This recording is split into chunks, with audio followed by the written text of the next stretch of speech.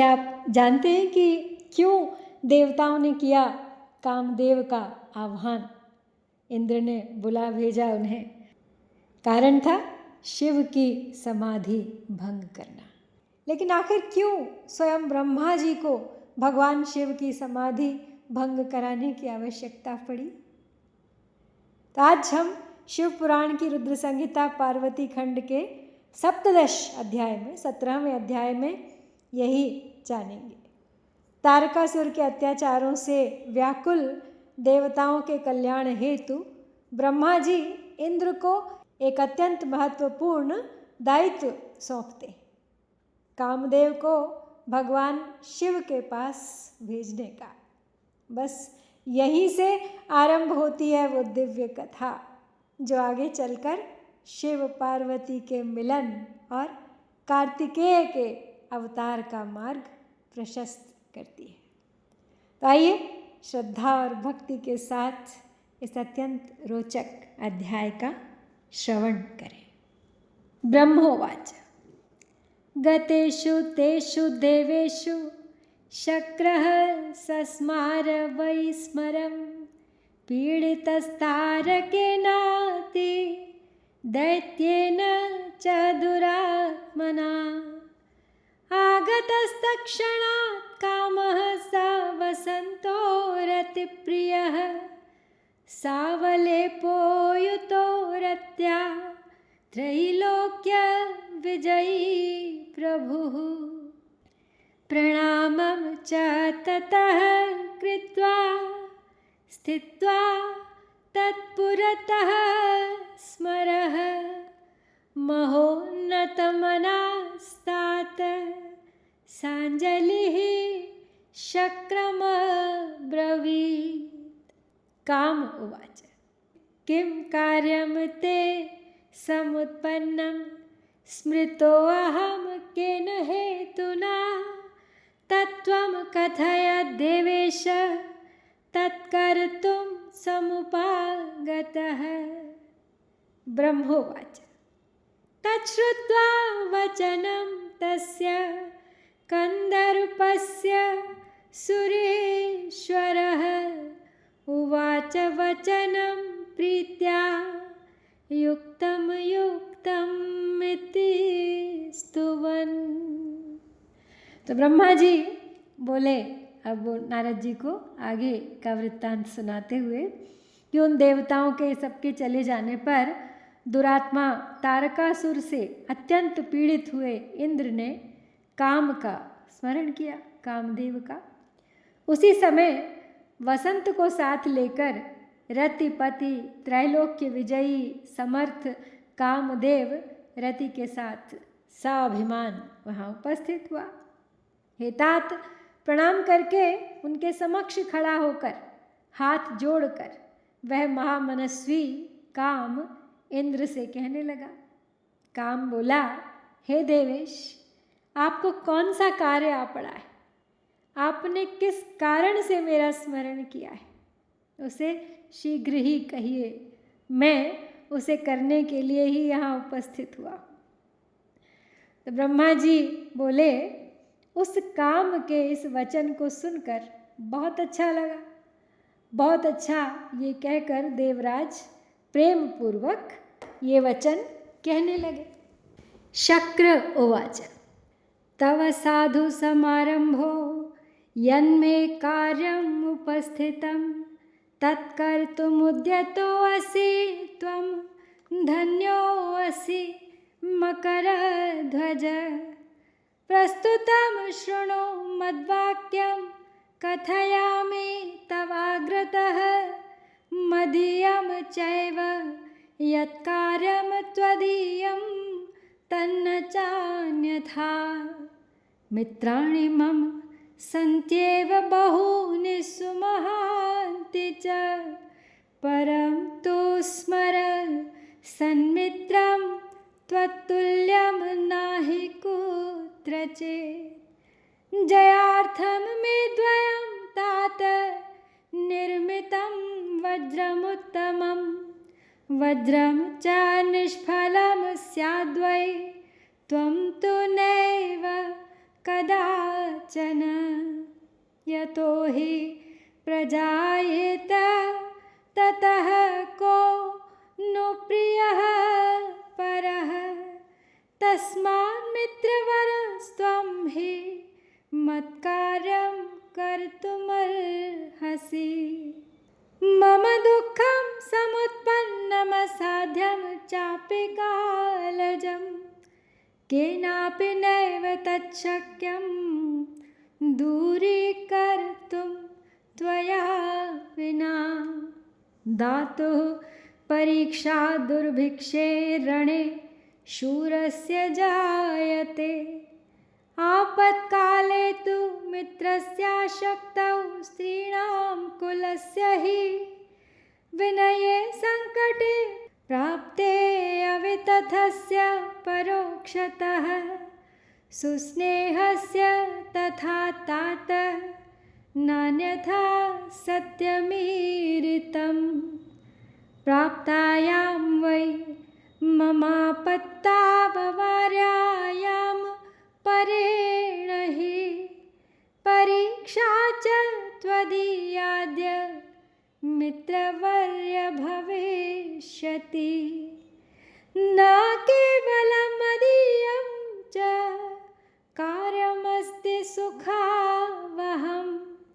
किन्तु सर्वसुरादीनां कार्यमें तन्न संशयः। तो इंद्र बोले, मेरा जिस प्रकार का कार्य उपस्थित हुआ है उसको करने में बस तुम ही समर्थ हो। हे मकरध्वज, तुम धन्य हो जो उसे करने के लिए उद्यत हो। अब मेरी बात सुनो। मैं तुम्हारे सामने कह रहा हूँ कि मेरा जो कार्य है वो तुम्हारा ही है, इसमें संदेह नहीं। मेरे बहुत से महान मित्र हैं, किंतु हे काम, तुम्हारे समान उत्तम मित्र कहीं भी नहीं है। हे तात, विजय प्राप्त करने के लिए मेरे पास बस दो ही उपाय हैं, एक वज्र और दूसरे तुम। जिसमें वज्र तो कदाचित निष्फल भी हो जाता है, किंतु तुम कभी निष्फल होने वाले नहीं हो। जिससे अपना हित हो उससे प्रिय और कौन हो सकता है। इसलिए तुम मेरे सर्वश्रेष्ठ मित्र हो। तुम अवश्य ही मेरा कार्य संपन्न कर सकते हो। समयानुसार मेरे सामने असाध्य दुख उत्पन्न हो गया है। तुम्हारे अतिरिक्त कोई भी उसे दूर करने में समर्थ नहीं है। दुर्भिक्ष पड़ने पर दानी की, युद्धस्थल में शूरवीर की, आपत्ति काल में मित्र की, असमर्थ होने पर स्त्रियों की तथा कुल की, नम्रता में तथा संकट के उपस्थित होने पर सत्य की, और उत्तम स्नेह की परीक्षा परोक्ष काल में होती है। यह अन्यथा नहीं है, यह सत्य कहा गया है। हे मित्रवर्य, दूसरे के द्वारा दूर न की जा सकने वाली मेरी इस विपत्ति के आ पड़ने पर आज तुम्हारी परीक्षा होगी। सुख की प्राप्ति कराने वाला यह कार्य केवल मेरा ही नहीं है, अपितु ये सभी देवता आदि का भी कार्य है, इसमें संदेह नहीं है। ब्रह्मोवाच इत्येतन्मघवद्वाक्यं श्रुत्वा तु मकरध्वजः उवाच प्रेम गंभीरं वाक्यं सुस्मितपूर्वकम्। कामोवाच किमर्थमित्थं वदसि नोत्तरं वच्म्यहं तव। उपकृत्कृत्रिमं लोके दृश्यते कथ्यते न च। संकटे बहुयो ब्रूते स किं कार्यं करिष्यति। तथापि च महाराज कथयामि शृणु प्रभो। पदं ते कर्षितुं यो वै तपस्तपति दारुणं। पातयिष्याम्यहं तं च शत्रुं ते मित्र सर्वथा। क्षणेन भ्रंशयिष्यामि कटाक्षेण वरस्त्रियाः। देवर्षि दानवादिश्च नराणां गणना न मे। वज्रं तिष्ठतु दूरे वै शस्त्राण्यन्यानन्यनेकशः। किं ते कार्यं करिष्यन्ति मयि मित्र उपस्थिते। ब्रह्माणं वा हरिं वापि भ्रष्टं कुर्यां न संशयः। अन्येषां गणना नास्ति पातयेयमहरं त्वपि। पञ्चैव मृदवो बाणास्ते च पुष्पमया मम। चापस्त्रिधा पुष्पमयशञ्जनी भ्रमरार्जिता। बलं सुदयिता मे हि वसन्तः सचिवः स्मृतः। अहं पञ्चबलो देवमित्रं मम सुधानिधिः। सेनाधिपश्च शृङ्गारो हावभावाश्च सैनिकाः। सर्वे मे मृदवः शक्र अहं चापि तथा विधः। यद्येन पूर्यते कार्यं धीमांस्तत्तेन योजये। मम योग्यं तु यत्कार्यं सर्वं तन्मे नियोजय। तो ब्रह्मा जी बोले, इस प्रकार इंद्र के इस वचन को सुनकर कामदेव मुस्कुराते हुए प्रेम युक्त वचन कहने लगे। और काम बोला, हे देवराज, आप इस प्रकार की बातें क्यों कर रहे हैं? मैं आपको कोई उत्तर नहीं दे सकता। बनावटी मित्र तो बस लोक में ही देखे जाते हैं, वास्तविक उपकारी के विषय में तो कुछ कहा नहीं जा सकता। जो मित्र संकट में बहुत बातें करता है वो क्या कार्य करेगा। फिर भी हे महाराज, हे प्रभो, मैं जो कुछ कह रहा हूँ आप उसे ध्यान से सुने।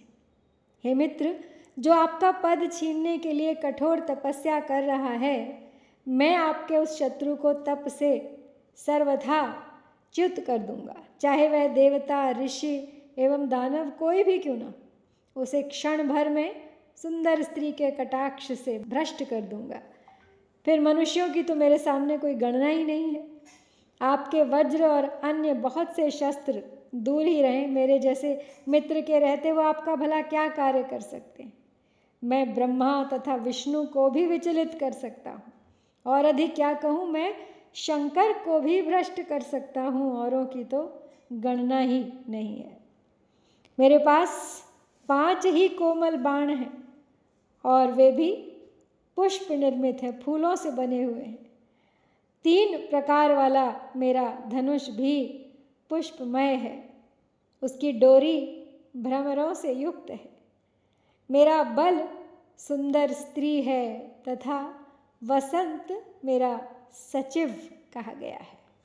तो हे देव, इस प्रकार मैं पंचबल यानी 5 बलों वाला हूँ। चंद्रमा मेरा मित्र है, श्रृंगार मेरा सेनापति है, और हाव भाव मेरे सैनिक हैं। तो हे इंद्र, ये सभी मेरे उपकरण मृदु हैं, सुंदर हैं, और मैं भी उसी प्रकार का हूँ, कोमल, जिससे जो कार्य पूर्ण हो बुद्धिमान व्यक्ति को चाहिए कि उसको उसी कार्य में नियुक्त करे। अतः हे इंद्र, मेरे योग्य जो भी कार्य हो आप उसमें मुझे नियुक्त करें। ब्रह्मोवाच इत्येवं तु वचस्तस्य श्रुत्वा शक्रः सुहर्षितः उवाच प्रणमन् वाचा कामं कान्ता सुखावहम्। शक्र उवाच यत्कार्यं मनसोद्दिष्टं मया तात मनोभव कर्तुं तत्त्वं समर्थोऽसि नान्यस्मात् तस्य सम्भवः। शृणु काम प्रवक्ष्यामि यथार्थं मित्रसत्तम यदर्थे च स्पृहा जाता तव चाद्य मनोभव। तारकाख्यो महादैत्यो ब्रह्मणो वरमद्भुतम् अभूतजेयः सम्प्राप्य सर्वेषामपि दुःखदः तेन सम्पीड्यते लोको नष्टा धर्मा ह्यनेकशः दुःखिता निर्जराः सर्वे ऋषयश्च तथाखिलाः देवैश्च सकलैस्तेन कृतं युद्धं यथा बलं सर्वेषां चायुधान्यत्र विफलान्यभवन् पुरा भग्नः पाशो जलेशस्य हरिचक्रं सुदर्शनं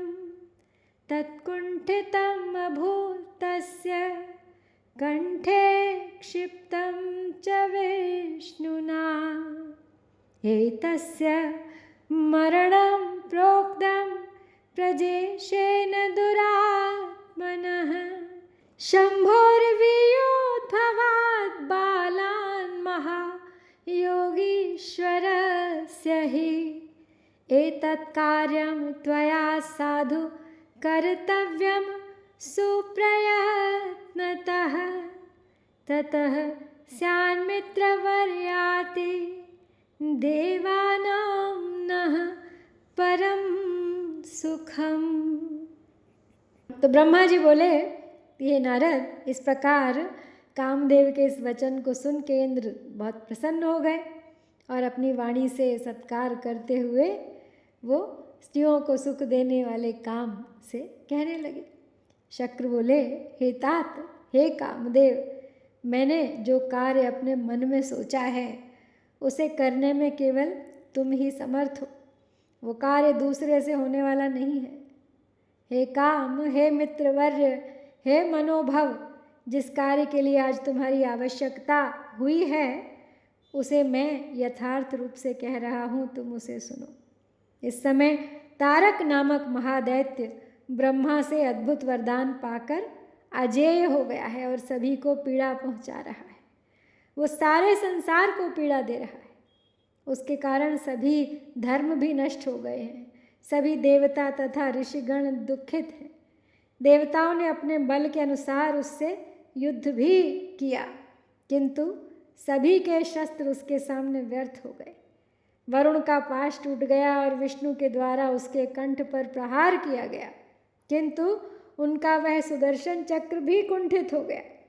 ब्रह्मा जी ने दुरात्मा दैत्य की मृत्यु का निर्धारण महायोगीश्वर शिव के वीर्य से उत्पन्न हुए पुत्र के द्वारा किया है।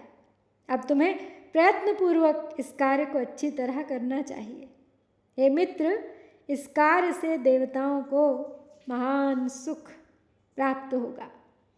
ममापि विहितं तस्मात् सर्वलोक सुखावहं मित्रधर्मं हृदि स्मृत्वा कर्तुमर्हसि साम्प्रतं शम्भुः स गिरिराजे हि तपः परममास्थितः स प्रभुर्नापि कामेन स्वतन्त्रः परमेश्वरः तत्समीपे च देवार्थं पार्वती स्वसखीयुता सेवमाना तिष्ठतीति पित्रा ज्ञप्ता मया श्रुतं यथा तस्यां रुचिस्तस्य शिवस्य नियतात्मनः जायेत नितरां मार तथा कार्यं त्वया ध्रुवम् इति कृत्वा